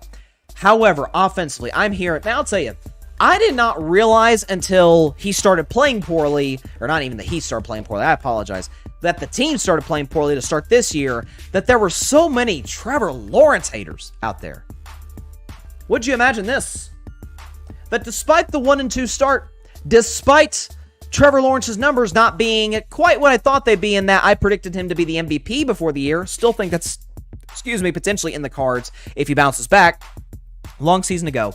Trevor Lawrence, think about this, ladies and gentlemen. Trevor Lawrence is the second highest graded quarterback in the NFL. Number 2. Let that sink in for just a moment. Trevor Lawrence. Why is that? He's running for his life. The drops have been, for a Jacksonville receiving core that I still really like, with Calvin Ridley, with Zay Jones, Evan Ingram, excellent tight end. Man, I don't know what they're putting on their gloves before the games. They are struggling. They got a bad case of the drops right now. And Trevor Lawrence is paying the price for it, not just in terms of his stats, not just in terms of team success, but even in terms of the media right now. So this is an opportunity. This is a get-right game for Jacksonville. Atlanta's got a solid defense. They made some additions this offseason. They're still trying to put it together. The problem for Atlanta is Desmond Ridder is you're talking about one of the best quarterbacks in the league on one side. I still think he's the third best in football. I promise it will materialize itself out. And one of the worst. Again, Desmond Ridder's fine. I'd take him as my backup. With as many offensive pieces as Atlanta has, a good offensive line, excellent young running back. Drake London's good. Kyle Pitts is good. You got to show me more than what he's shown me through the first part of his career, going back to the end of last year and coming into this season. So when it's all said and done, I do think Jacksonville covers. I'm going to give them the W to get back on track. It's a get back on track game for Jacksonville. 24-20 over the Atlanta Falcons. Atlanta tends to play a lot of close games. They'll keep it tight, but when it's all said and done, the Jaguars get the W on Sunday morning to kick off Week 4's Sunday action. Give me Jacksonville 24-20 to cover that spread. Moving on to the afternoon games, it is my Pittsburgh Steelers against the Houston Texans, the sneaky solid Houston Texans, who got a win at the aforementioned Jaguars house last week. CJ Stroud, I've talked about early in the show how Jordan Love progressively looks worse and worse and worse on a week-to-week basis. CJ Stroud's the opposite. And by the way, CJ Stroud's a rookie, okay? In a worse situation, Houston, than Green Bay. Week 1 against Baltimore, Week 2 against the Colts started to show some signs, toward the end of the game. Last week against Jacksonville was excellent. Excellent. Outdueled Trevor Lawrence. Looked great. Tank Dell's a good wide receiver. They've got a good running back in Dameon Pierce. The offensive line's been surprisingly solid through the first 3 games of the season. But they've got as big of a test as you could have for the first part of their new year in the Pittsburgh Steelers, who I strongly believe have the best defense in football, in large part because they've kind of had to be the best defense in football. They have to be great on a week-to-week basis just to keep their teams in it, or the team in it, because the offense tends to struggle from time to time. Here's a big story. Really the biggest story coming in this matchup. J.J. Watt. Maybe you've heard of him. He's pretty good. 3-time Defensive Player of the Year winner. First bout Hall of Famer when he's eligible.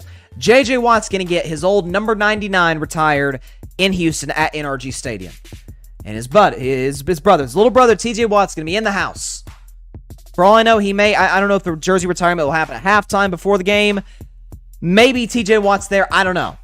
So certainly you expect them to be some kind of embrace between him and his brother J.J. Houston's offensive line, again, has been solid, but they ain't played T.J. Watt yet, who has 6 sacks through the first 3 games. I have a feeling this is going to be that game for T.J. Watt that he just absolutely takes Defensive Player of the Year, the Defensive Player of the Year front runner spot by a stranglehold, and runs to first place in that regard. Bold prediction for Week 4: TJ Watt has 4 sacks. You heard me right. 4 sacks against CJ Stroud and the Texans. I think the offense plays better than it did last week. Pittsburgh's offense looks solid through 3 quarters against the Las Vegas Raiders. Kind of cooled down in that 4th quarter. Played a little too conservative for my taste, although they had a big 3rd down connection, which I liked from Kenny Pickett. So I think it was Calvin Austin. Speaking of Calvin Austin, he's a guy that can burn you down the field. We know what George Pickens brings to the table as a deep threat and in the intermediate passing game. They'll use Najee Harris and Jalen Warren in the running game. Offensive line, I don't think will be too challenged against this Texans D-line, against this Texans front. I don't think this is a game, at least I hope not, that Matt Canada can screw up. Certainly Mike Tomlin will not screw it up. TJ Watt gets 4 sacks on the afternoon against the Houston Texans, and my Pittsburgh Steelers, do we have the final score? There it is. Get to 3-1 with a 27-17 victory. Again, I forgot to mention they're 2.5-point favorites in Houston, road favorites in Houston. They get the W, 27-17 over the Houston Texans. To me, in my eyes, the best game of Week 4. Talk of the league, the Miami Dolphins at 3-0 against a team that's kind of dominated that division for the last few years in the Buffalo Bills. Buffalo at home, a 2.5-point favorite. So, first of all, a big storyline coming into this game is Damar Hamlin is going to make his return. It was reported today that with Jordan Poyer, the starting safety out, he's not going to play this game. Damar Hamlin's going to be back in the lineup in Buffalo. I cannot imagine the ovation he's going to get there. It's going to be awesome to see. And frankly, I hope he gets a pick in this game. And I know Tua fans may get mad at me, but I genuinely hope he gets a pick in this game or makes some kind of big play, whether the Bills win or lose this game to kind of like fully complete his comeback. He's already completed the comeback to this point. He beat death. Okay, like that. This is an unbelievable kid, unbelievable story. So props to him. He's making his return. As for the game itself, so again, Buffalo is missing Jordan Poyer, who's an excellent starting safety.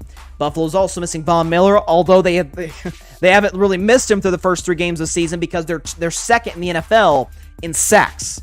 Offensively, Josh Allen has played pretty clean football. He threw a bad pick last week against Washington. But listen, quarterbacks throw picks. We won't hold that too much against him. It's the reckless plays. Quarterbacks throw interceptions, but it's the reckless plays from Josh Allen. The plays that can absolutely be avoided, whether it's hurdling guys 5 yards short of the first down sticks or doing dumb stuff at the goal line, which he did last year against the Vikings and did, I think it was week 2 against the Vegas Raiders, making bow-handed decisions in that regard. So that's going to be key for Josh Allen. This is a Dolphins defense that has been solid through the first part of the year, struggled in week 1 against the LA Chargers, but week 2, it's New England, but looked good, got some turnovers, did a good job of stopping the run.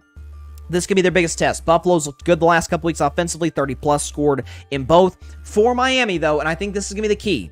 So Miami's offensive line, to me, to win the game, is going to have to be excellent. Because I mentioned Buffalo's second in the NFL in sacks. And you remember last year, the 2 games that Miami lost when they played the 49ers and the Chargers? Remember that game? I was ripped to it the next day when they lost to the Chargers because the Chargers were missing multiple defensive starters. And let's be honest, Justin Herbert had the coaching disadvantage and still does, in this regard. We saw that week 1. But the point is, what did those defensive coordinators do? What did these defensive coaches do to adjust to Miami when they're kind of that high-flying offense? They jammed Tyreek Hill and Jalen Waddle, who will play in this game coming back from the concussion. They jammed the receivers at the line of scrimmage because they could get consistent pressure on Tua. That is going to be the key. Do you keep Raheem Mostert? Do you keep one of your other running backs in the backfield to chip? Do you keep a tight end in there to give Tua that extra half second to get the ball out of his hands? We know that's the, kind of the thing for Tua that he's great at is quick decisions, getting the ball out of his hands fast.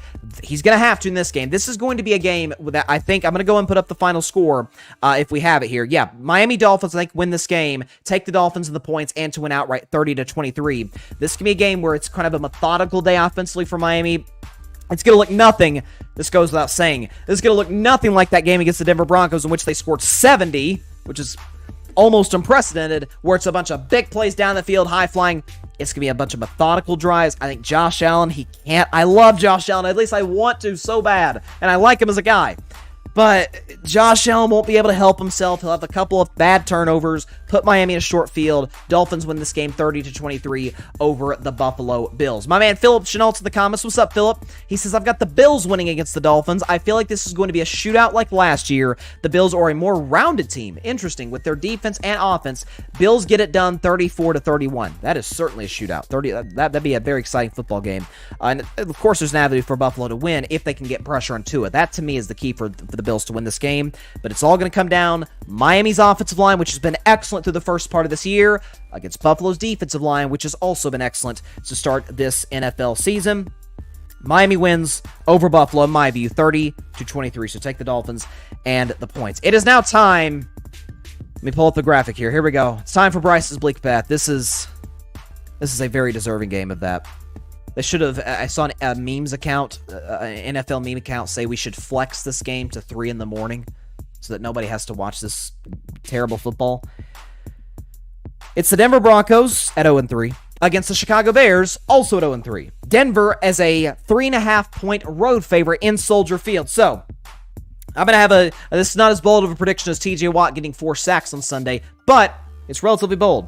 I think, crazy as this sounds, folks, I actually think we may be in for a little bit of a shootout. Because while both offenses, now Denver's has been fine from time to time. They were okay against Washington offensively, just bad in the second half, Russell Wilson in particular. But I have a feeling that given how bad these defenses look to start the season, I think we could have a mini shootout in Chicago. Listen, Justin Fields has been publicly criticized and might be rightfully so. I get the offensive line's bad, and that's fine. That's fine. But he's not making quick decisions. He's not getting the ball out of his hands quick enough. Now, some of that's coaching, too, in fairness.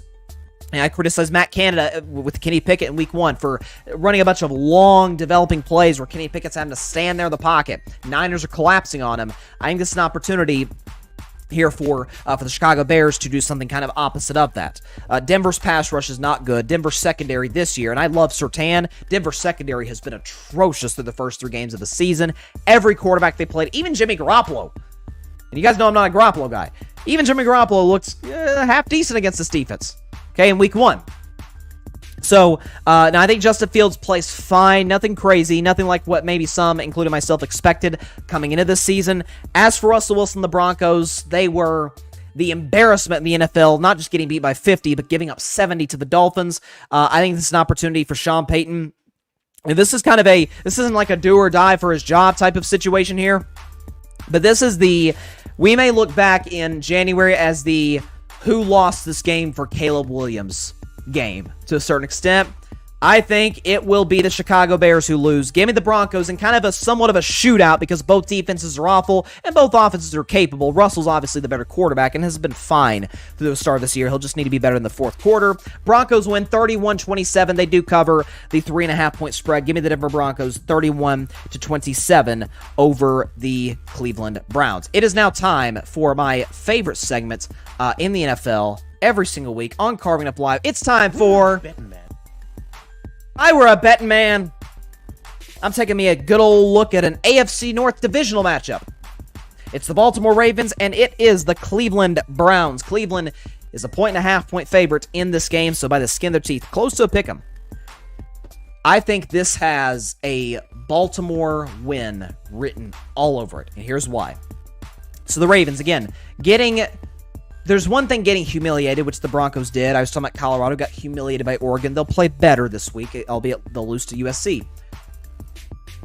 But Baltimore should not have lost that football game to the Indianapolis Colts. Special teams wasn't good. Lamar wasn't good. Defense gave up big plays towards the end. They struggled in that regard. I like Gardner Minshew, always have. That's not a game that the Colts should win. When Baltimore has the running game that they have in crappy weather, that's a game they're supposed to win. The good news, though, for the Ravens, they got their left tackle coming back. They've got their starting safety coming back. And for the Browns, Deshaun, who had his best game as a Brown last week against Tennessee, reports are saying he's not even throwing at practice. He's got a shoulder injury, so whether or not he's even able to play is a mystery. Baltimore is a great organization. I can say that as a Steelers fan. An excellent roster. a prideful roster. They're pissed about what happened last week. This is an opportunity for them to kind of bounce back. So I think when it's all said and done, take the Ravens plus 1.5 to win this game outright, 26-16 against, listen, it's a great Browns defense, one of the best in football. But I just don't think their offense will be able to generate, or not that their offense, I don't think the Browns offense, rather, will be able to generate enough points to really keep up with Baltimore's high-flying attack. Give me the Baltimore Ravens 26-16 over the Cleveland Browns in my If I Were a Bettin Man game. It is now time for, again, I don't know if I've ever done this segment 3 times, or a different segment prediction-wise, 3 games in a row, but it is now time for my upset of the week. You may think I'm crazy on this one. Give me the Carolina Panthers over the Minnesota Vikings in our second 0-3 versus 0-3 game, and here is why. So obviously take the Panthers plus 4.5 and to win outright 27-26. So Minnesota is a team that, in terms of the vibes around that locker room, in terms of the feeling around the organization, not a whole lot of positive. I mean, an optimist, a Vikings fan can say, hey, come on. Our offense is one of the best in the NFL in terms of moving the football down the field. We just can't stop turning the football over. Well, that matters. That's a part of the game. That's a factor in whether or not you're able to win or lose. This is a Carolina defense that is fully capable. We saw in week 2 against the Saints. Fully capable of turning quarterbacks over, turning the football over, and Kirk Cousins has been a guy who's been very reckless, especially against Tampa, and then last week against the Los Angeles Chargers, the game-ending interception in which he really tried to force the ball in there to T.J. Hawkinson, cost the Vikings the game there at the end after the Brandon Staley blunder, the latest Brandon Staley blunder for that matter. But listen, Bryce Young's coming back from injury. He's had a week, or an extra week, to kind of get his body right, get his mind right. I imagine the kid, who's really good kid, really hardworking. I don't love him just because of his size is a massive concern, but I bet he's watched a lot of film. He saw Andy Dalton play last week against the Seahawks, played fine, given the circumstances. So this is not a Vikings defense, and I picked Minnesota to get to the playoffs this year for the reason that I thought their offense would remain one of the better ones in the league, and that Brian Flores would fix the Vikings defense, and I love Brian Flores. He really hasn't. I don't know if it's a coaching issue. I don't know if it's just a personnel lack of talent issue. Maybe a little bit of both. They can't stop anybody. Baker Mayfield. We saw what Philadelphia did to him. Baker Mayfield looks excellent. Excellent against this Vikings defense on the road. This is in Carolina. It's a well-coached team. Frank Reich, the defense is looking to bounce back after a rough performance against the Seattle Seahawks. Minnesota will move the ball, but I think they'll settle for a lot of field goals. They'll turn the football over twice. I'll say 2 fumbles, one by Kirk Cousins, maybe one by Justin Jefferson or somebody. So once again, upset of the week. Give me the Carolina Panthers. They take advantage of the Vikings' carelessness with the football. 27-26. Bryce Young gets his first win in the NFL, and Frank Reich gets his first win as the Panthers' head coach. Let's move on to a really interesting one. This one is teeter-tottered between one team being favored by 1 to right now it's even. Actually, no, never mind. The road team's favored by a point. It's the Los Angeles Rams and the Indianapolis Colts. Rams right now, and this has fluctuated throughout the week, are a 1-point favorite. So, I'm looking at this one saying, okay, the Rams, it's a short week. They're coming off of a rough road loss to the team they beat in the Super Bowl not too long ago, the Cincinnati Bengals.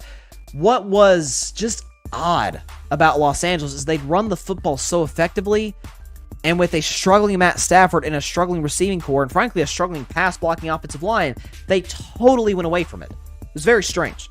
So I think this is an opportunity to kind of bounce back in that regard, except for the fact Anthony Richardson's back this week for the Colts, and the limited action he got before the concussion, the first game against the Jacksonville Jaguars and the second game against Houston, man, no rookie quarterback, including C.J. Stroud, who's looked really good. No rookie quarterback has looked as comfortable in a new system in the NFL than Anthony Richardson has through this point of the season. I simply don't think this is a Rams secondary that can stop the passing game in Indianapolis, which looked pretty good last week against a very good Ravens secondary with Gardner Minshew.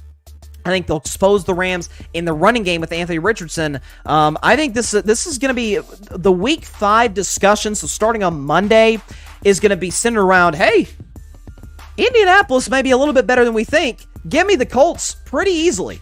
31-20.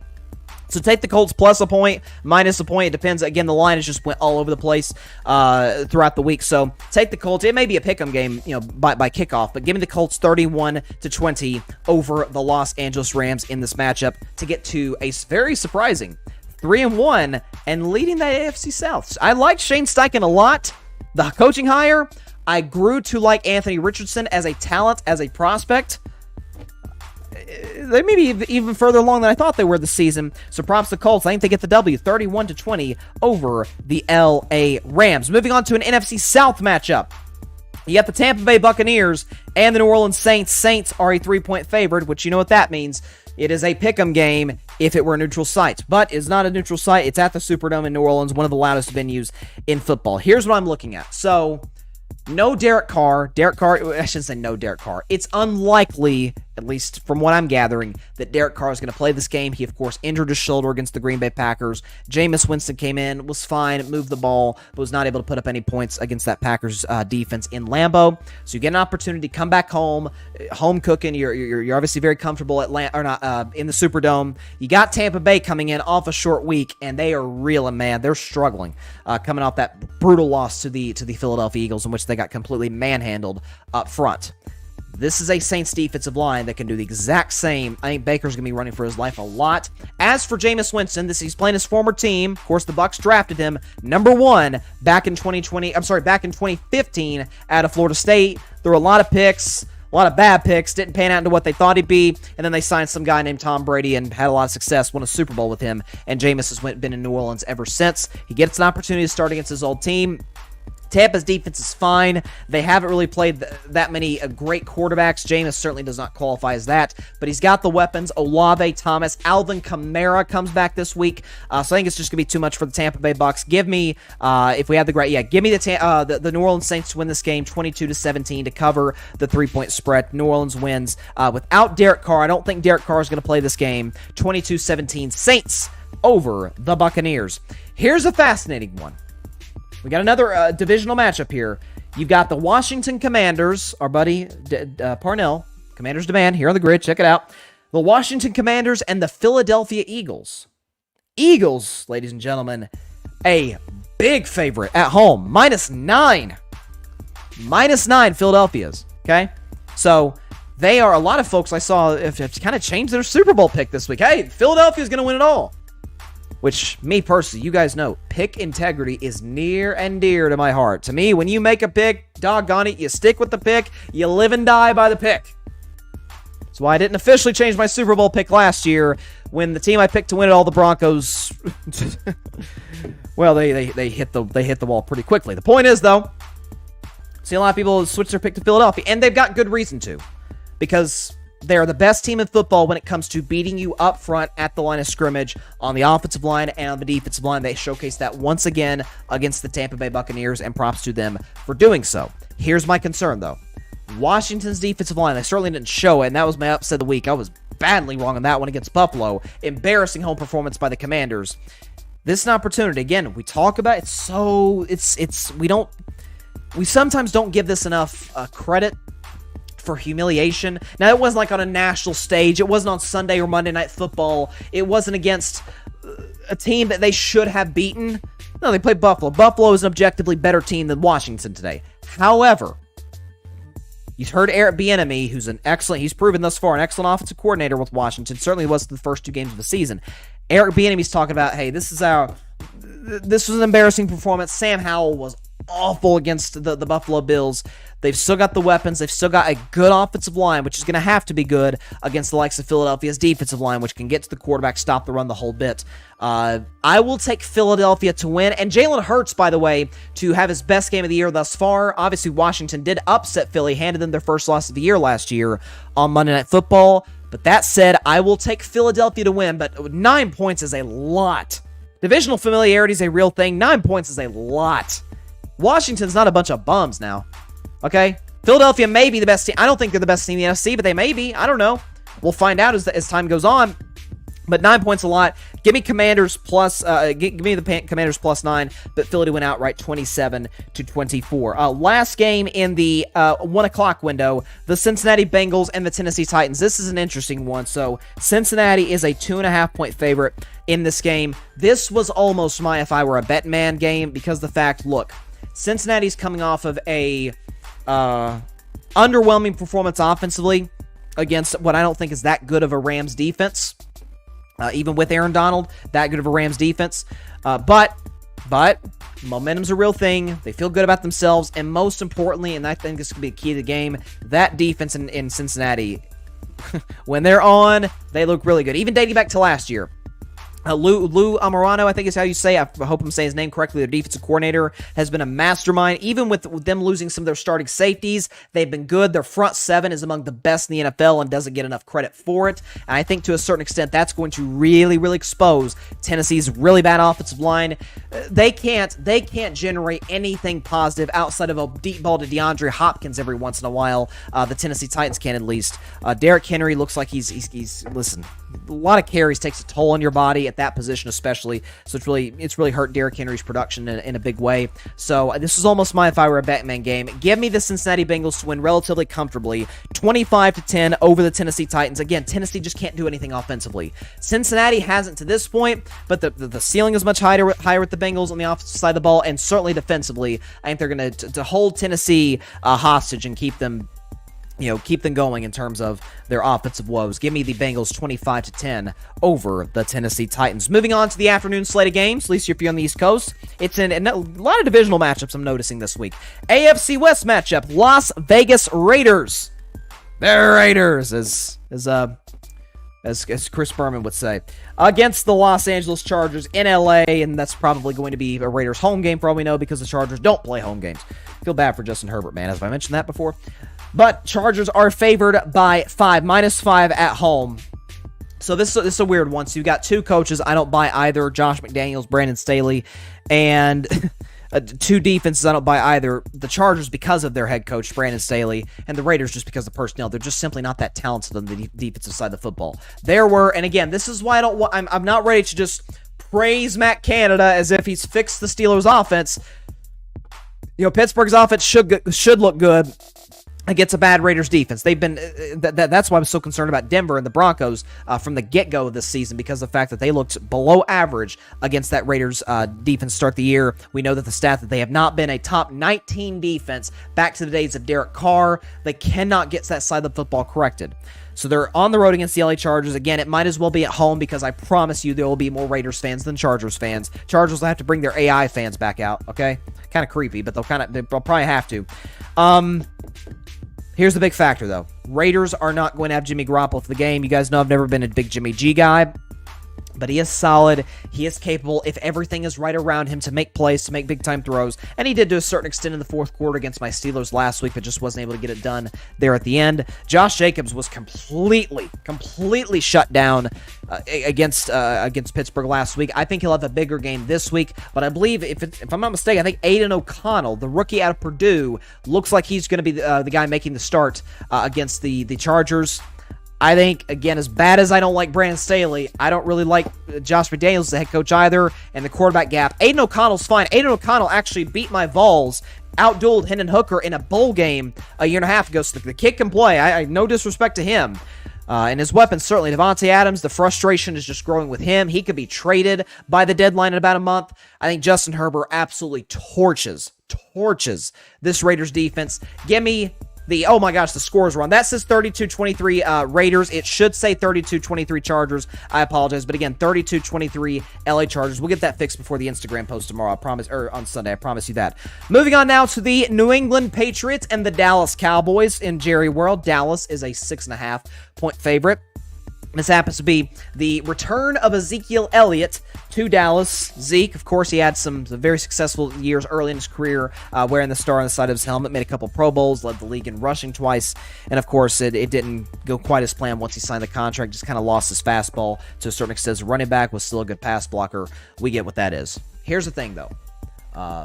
Again, maybe this should be the theme for week 4.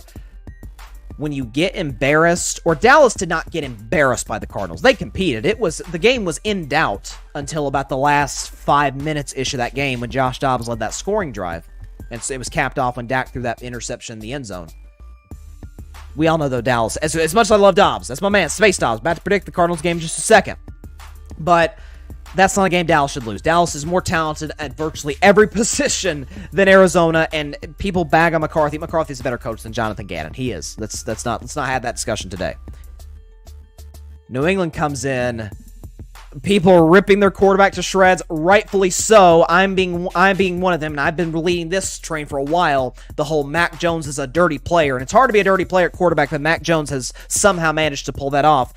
Quite impressive, I must say, although it's resulting in a lot of injuries. But Mac Jones, the whole media is ripping him. Again, rightfully so. Dallas coming in. Defense got embarrassed, gave up 200 yards rushing to the Cardinals. The Cardinals, you're telling me that this Cowboys defense with their old teammate, old buddy Zeke, coming back in the building, you're telling me they're gonna sit up there and say, yeah, he's gonna have his biggest game as an NFL pro since what, 2018? No, that's not gonna happen against our defense. As for Dallas's offense, the narrative surrounding them is, man, they move the ball, they cannot score in the red zone. That's going to be corrected. Dak, the last time he played a Belichick defense, was awesome at Foxborough. He's within the friendly confines of Jerry World now. I think Dallas, I'm going to use the term from earlier. This is a get-right game. Give me the Cowboys convincingly to cover the spread. 34-16 over the New England Patriots. Dallas wins this football game 34-16. 34-16 Dallas. Again, I don't... this defense is going to terrorize Mac Jones. I mean, terror. And I got to admit to you, I don't want anybody getting hurt out there, just for the record. But I'm gonna kind of enjoy what Dallas is going to do to Mac. And Dak out there exposing a Belichick defense once again. You gotta worry about Christian Gonzalez. Watch out for Christian Gonzalez, a kid I loved at Oregon. But Dak will be great. Cowboys offense will be good. Cowboys defense will be better than great, especially stopping the run. So I got the Cowboys winning. Last afternoon game, it is the Joshua Dobbs-led Arizona Cardinals against, to me, right now, the best team in the NFL, the San Francisco 49ers, and the line would certainly indicate that. They are 14-point favorites at home against the Arizona Cardinals, of course, with good reason. Real quick, though, for my Vols fans out there, I know the Vol View was an hour ago, but a fun fact, okay? So, Josh Dobbs, on October 1st, 2016, against the Georgia Bulldogs, completed a Hail Mary pass. I remember where I was when it happened. It was insanity. A Hail Mary pass at Georgia, as Tennessee's last win against Georgia, for the record, to Jawan Jennings, who just so happens to play wide receivers, one of the Niners wide receivers there in the Bay Area. What are the chances they meet on the 7-year anniversary of the Hail Mary, as we call it in Tennessee, in East Tennessee, the Dobnail Boot? Okay, playing off the words from the old Georgia radio broadcaster back in the day. The Dobnail Boot. 7 years to the day, October 1st, 2016. Dobbs, Jennings meet October 1st, 2023. So just for my Vols fans out there, I figure you guys would appreciate that. So this is, you know what this game is? It's the battle of the real 3-0 team, San Francisco's 3-0, against the 3-0 in Vegas team in the Arizona Cardinals, because they're 3-0 against the spread. Listen, San Francisco's had 3 extra days to prepare for the Cardinals. Everybody's talked about Josh Dobbs this week. Everybody's talked about, hey, I guess they did have fire in their gut. Talk about Jonathan Gannon and the Cardinals coaching staff, the Cardinals defense, the whole bit, holding a very good Dallas offense to 16 points. But old sturdy Brock Purdy, that's my guy. I love Dobbs. Sturdy Brock Purdy's my guy, okay? He's played great the first 3 games of the season. The Niners' weapons are good. They're getting back some guys from injury. O-line's healthy. Really, the whole roster's healthy as a whole. But Arizona covers. Give me the Niners to win, but Arizona cover. 30-17. Niners win 30-17 over the Cardinals. They do, again, I talked about 9 points was a lot for Philly earlier, and I feel more strongly about that than this. Dobbs will keep it close, okay? Dobbs will keep it close. Maybe he'll score like a late... It'll be close early, but I think Dobbs will lead the Cardinals to a late touchdown to piss a lot of people off who took the Niners to cover -14. Give me the Niners, though, 30-17. Take the Cardinals to cover once again. So Niners will go to 4-0. Cardinals will go to 4-0 against the spread, okay? They're not as bad as I thought, clearly. Okay, final game of the day. And I'm excited for this one for different reasons than most. You'll see what I'm saying in just a second. For a different reason than most people are excited for this game. The defending champion, Kansas City Chiefs, on the road in the Meadowlands to take on the New York Jets. Of course, the big news in this game, Taylor Swift will be in the building, which they doubled the ticket prices that game, which I don't love. Taylor's not performing, guys, okay? If she were doing the halftime show, okay, like I'd see what... You don't need to double tickets just because she's sitting in the box with the Kelseys, okay? I don't love that. But the point is, Kansas City comes this game with a lot of momentum offensively, and every game this year for Kansas City's defense, even against Detroit, who they lost to, they only held Detroit to 14 offensive points. Of course, Mahomes had the pick 6 that went off of Kadarius Toney's hands. You give what that is. But Kansas City, big road favorite, -9 coming into this matchup. Here's what I think you're going to see. And this is going to be the talking point of Monday. It's not going to be, well, I shouldn't say it's not. It's going to be Taylor Swift, because she's Taylor Swift. We're going to talk about her on Monday. We're talking about her all season. We're going to talk about her for the rest of the time because she's Taylor Swift. And I think Kelsey will get a couple touchdowns for Taylor, okay? So Kelsey gets a couple touchdowns. The Swifties go crazy, okay? But here's what I think is going to be the story on Monday, though.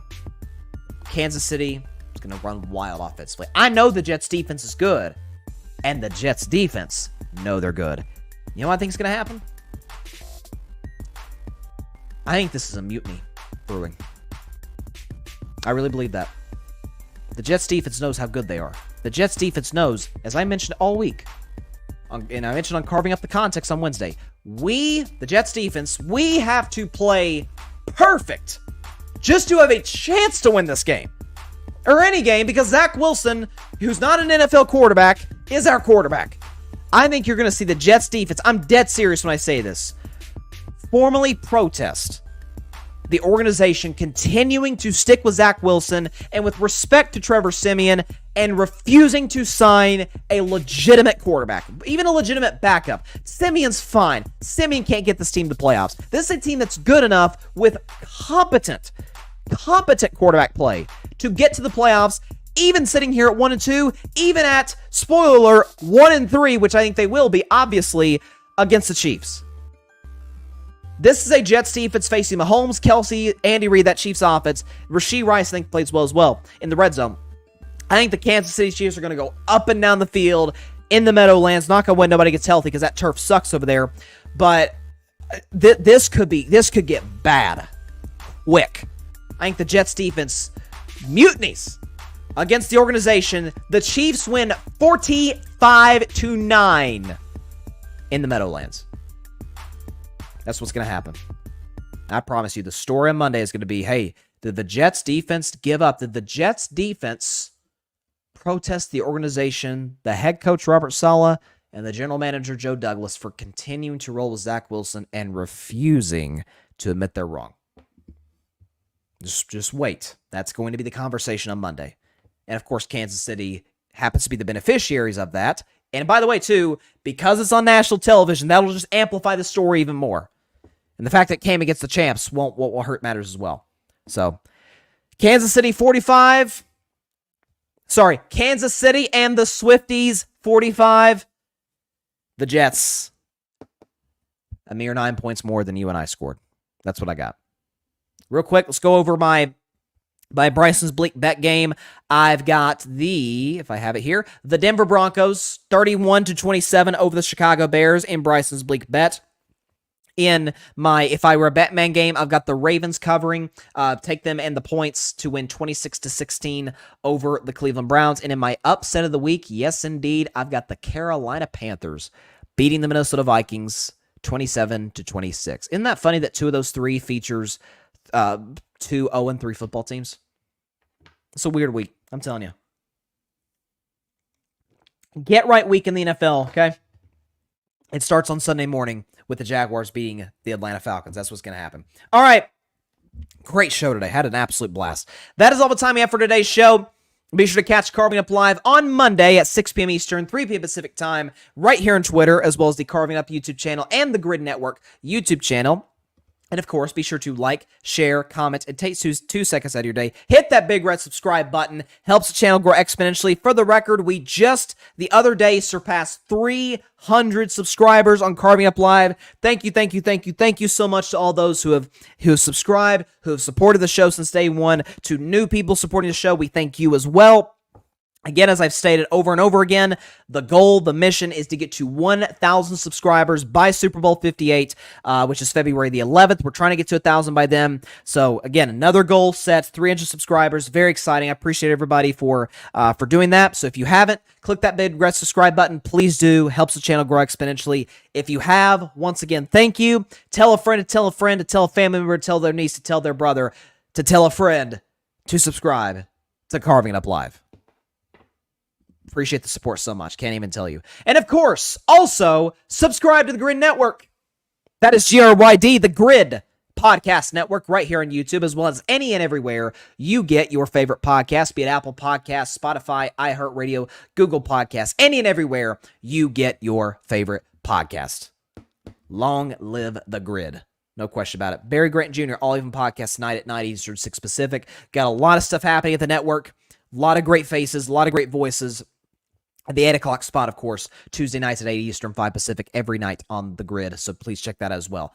All right. Got a great weekend of football. Cannot wait. I think my Vols win. I think my Steelers win. And I think Dak wins. Big. Over his buddy Zeke.